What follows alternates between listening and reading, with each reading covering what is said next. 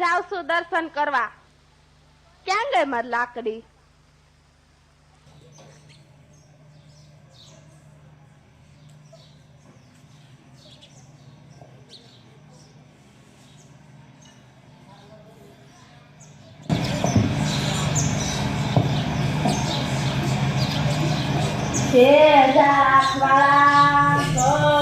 સારું કરજે, નવા ધીરજ ચાલુ કરજે.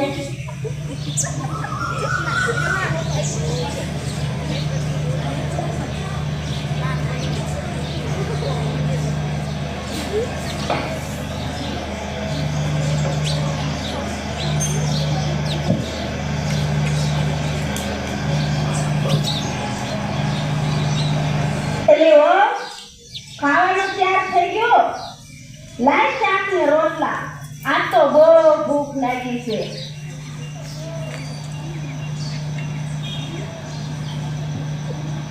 સ્વામિનારાયણ સ્વામિનારાયણ સ્વામિનારાયણ સ્વામિનારાયણ.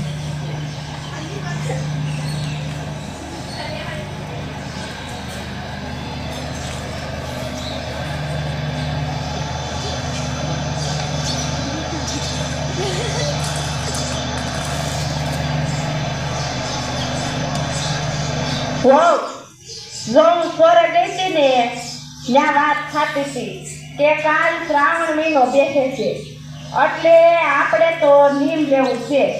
તો આપણે શું નીમ લેવું અને તારે શું નીમ લેવું છે એ બોલજો.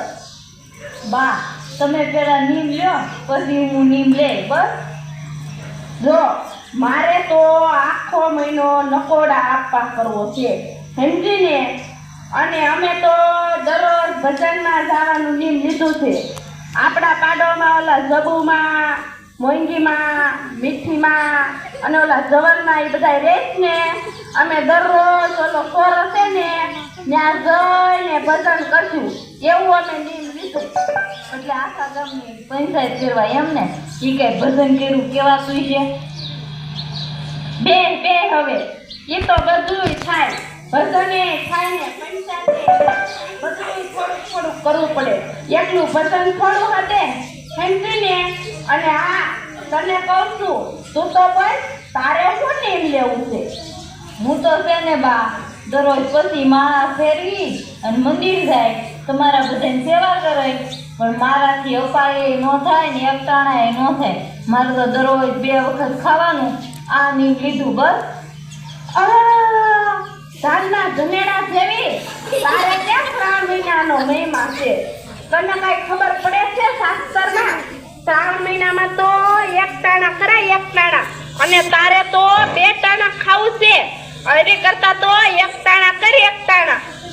જોબા માર તો ઘરનું કામ, ખેતરે જાવું, 2 ભેહો દૂધણી, સહાય કરવી, છોકરા હાસવા અને કેટલું ઘરનું કામ હોય. એટલે મારાથી 1 ટાણા થાય નહીં. તમારા બધાની સેવા કરાય. અરે જય શ્રી કૃષ્ણ.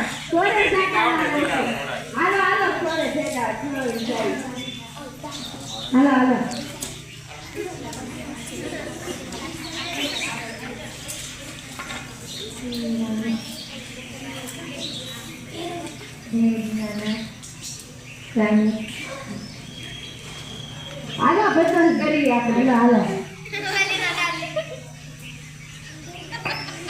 બાયુ કે છે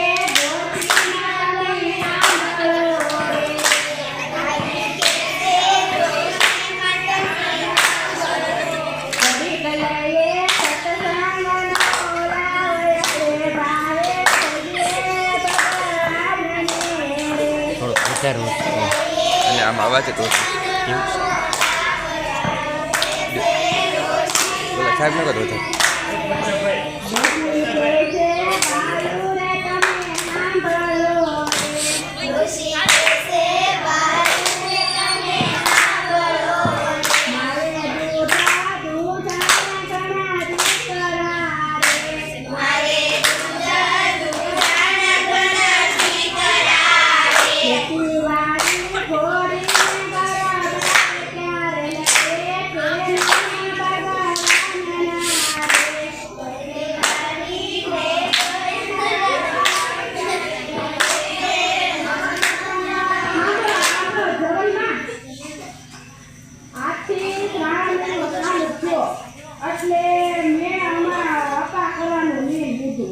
અને મારે વહુને કીધું તો ઈ તો કે હું તો 2 ટાણા ખાઈ અને એવું જ મારે નીમ લેવું છે.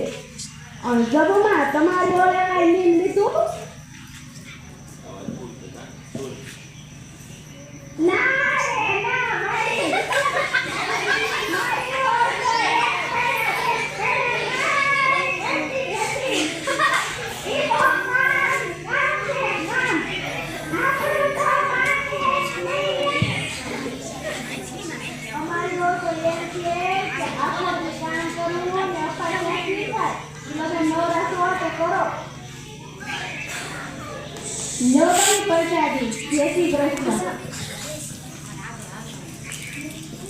મારો એક ટાણા જ નથી કરતી પણ એની હાથું પ્રસાદી જ લઈ જાઉં. અરે મારી વહુ તો કઈ વાળેની છે ને કે બહુ બધું નીમ પાડે. આપણું તો કાંઈ ગમે જ નહીં. મને તો કે તમે ચોરે જઈને આખા મલકની પૈસા જ કરો છો. જો કાંઈ નોકરી માળા થોડી કરાય, ગામમાં નવું જૂનું ઊભું થાય ઈ તો જાણવું જોઈએ. અમારી વહુને તો આવું બધું ગમે જ નહીં. ગવાઈમાં આપણે ચોરે આવીને બધો ઊંઘી તોય બિચારા આપણા ચોરાવાળા બાપુ કાંઈ ના પાડે છે. અને આ શનિનારાયણના મંદિરે ચીકણી ઊંઘવા ન દે. આપણને આવું ગમે જ નહીં. આપણા ઓલા ખીમજી આવતા છે ને આ આપણી શેરીમાં જ રહી છે એની ઓળી કાઢી મૂકી. પણ આજે સવારમાં કાઢી મૂકી. રસોડું કામ ન કરતી તે કાઢી મૂકીને સાંભળી. હાલો હાલો આપણે આ પાર્ટી પંચાયત ન કરાય. આપણે તો આપણે ભલા ને આપણું ઘર ભલું. જય શ્રી કૃષ્ણ. એ આઈ ગયો.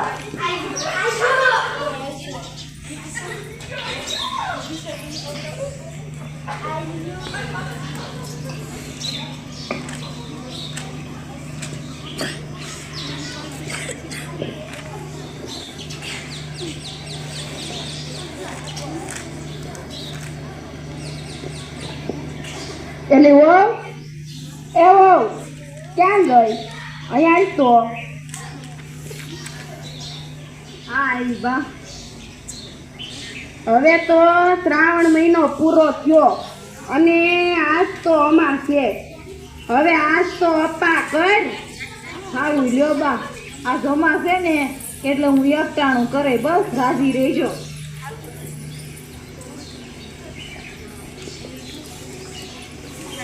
સાતમને સોમવાર યજમાનના કલ્યાણ બાયો. જય શ્રી કૃષ્ણ બા. 8 સાલ મેનો વાહો માડીને ઘેર છે બાયો. જય શ્રી કૃષ્ણ બા. આવો આવો ગોર મહારાજ. કઈ જ્યોતિષ બોતિષ જાણો છો? હા માડી જ્યોતિ બોતી કાગરાશી બધું જાણું છું અને દક્ષિણા બરાબર જાણું છું.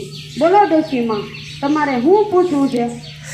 જો ગોર મહારાજ વાત એમ છે આ શ્રાવણ મહિનો પૂરો થયો ને મેં આખો મહિનો અપા કર્યો ને ઓલો સોરો છે ને ત્યાં જઈને ભજન કર્યું અને મારી વહુએ તો આખો મહિનો ધનેડાની જેમ 2 વખત ખાધું તો કોને કેટલું ફળ મળ્યું તી જોઈ દેખો મારા.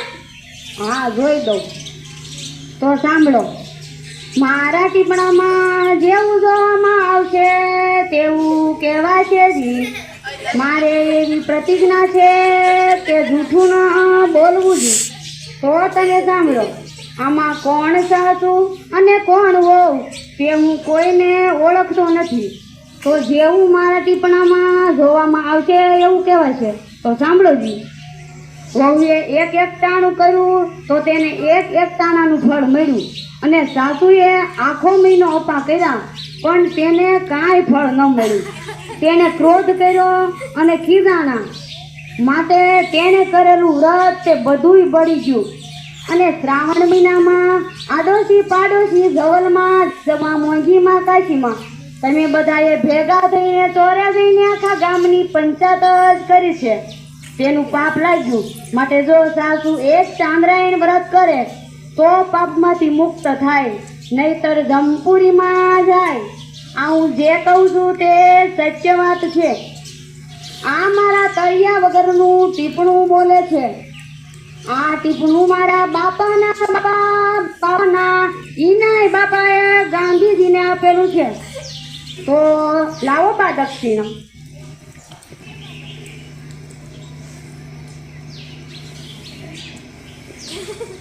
લ્યો મહારાજ દક્ષિણા. એ બધા મેં 1 મહિનો અપા કરીને ક્રોધ કર્યો ને મેં આ જે કાંઈ કર્યું એ બધું બળી ગયું ને મારી હવે 1 દિવસ એકટાણું કર્યું ને શાંતિથી કર્યું તો તેને ફળ મળ્યું. તો હું તમારી પાસે આજથી નિયમ લઉં છું કે ક્યારેય ક્રોધ નહીં કરવું, નિંદા નહીં કરવું, ગામની પંચાયત નહીં કરવું. તમે પણ બધા નિયમ લેજો, ક્રોધ ન કરવો, નિંદા ન કરવી, નહીતર તમારું વ્રત પણ મારા વ્રતની જેમ બળી જાય. માટે ક્યારેય ક્રોધ કરવો નહીં ને નિંદા કરવી નહીં.